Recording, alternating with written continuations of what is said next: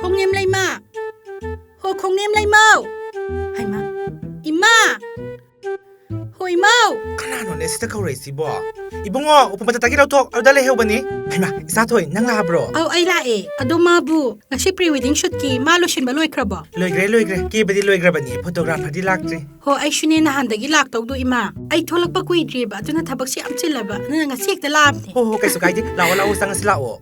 Ho ado na thang silo hay ba.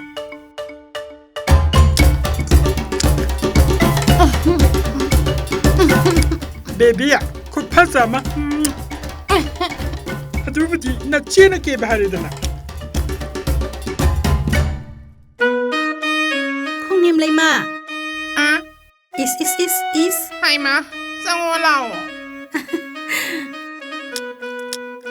Midi luhungam dara khangde wakan ka se phungat la lera misidi. Masiki na pise ko kipakum tawi.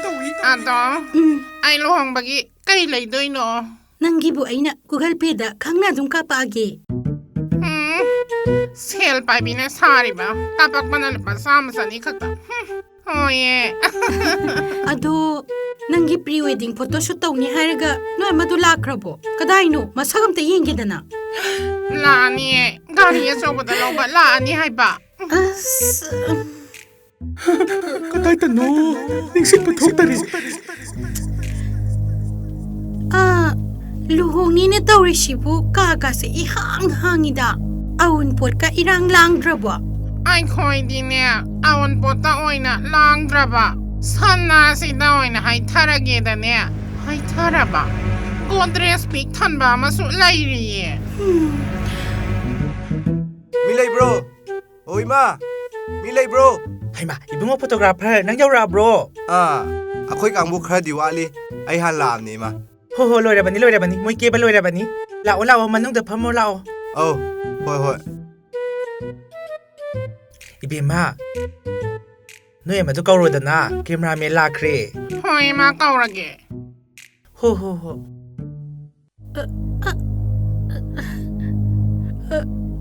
Nanggi phone do yadradi ayondagi oy na tawragera. Hoy, nang chalagera. Gani to chandaw mandi eh. Matam ni na sidia.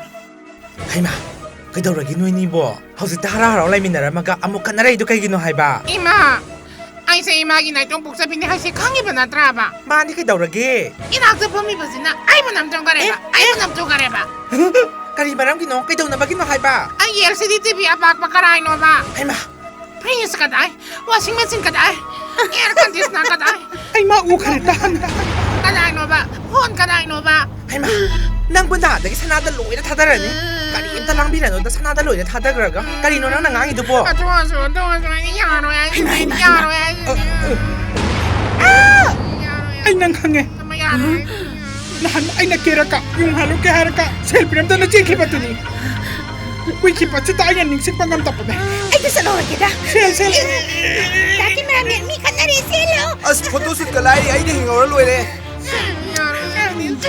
Ngay ko. Hazan nam tanga na gisi. Nahan dagi na sanada loy na thadane da thadagraga. Kari no ba nang tangangi si siel suray na huzi.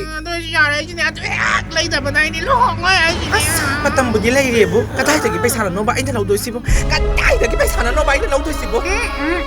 Ay tabang kangje das.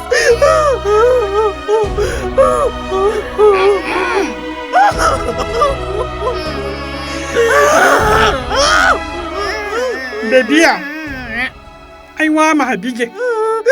No ya tuki problem do chol taw bige. Mapama matakpige aduda chat. Kaksin khonang mari phangda leiba Thambal office private limited aduda satlo. Mafam dudane loan facilities loina magphangani.